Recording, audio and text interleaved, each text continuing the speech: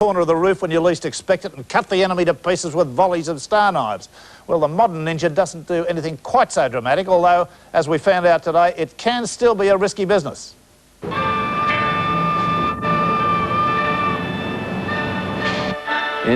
the ninja. That's the traditional look, and believe it or not, Sydney has its own trainee ninjas. They do dispense with the hoods, but not the swords. Ninjutsu, the martial art traced back to the ancient Japanese fighting men, is taught by a former Brisbane policeman in Surrey Hills.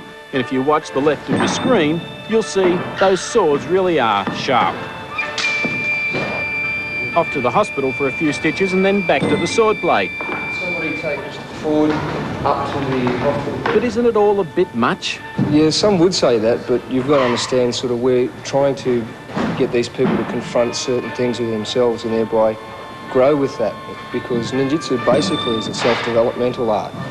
Mark realises the dangers associated with maniacs running loose on the street with swords. He's had first-hand experience. I was on the beat in Brisbane and we had a guy who'd beaten out a piece of lead and sharpened the head and put a handle on. We had to chase him around for about an hour or so trying to get a hold of him. And it's exactly that sort of thing that makes me want to educate people more. Scenes like these make the whole thing seem a little violent, but in Lasseur's eyes, this is teaching people not to fight, believe it or not.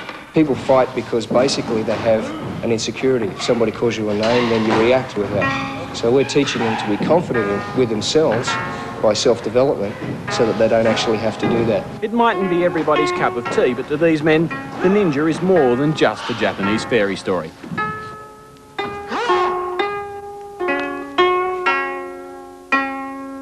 I think my wife's been watching those fellas.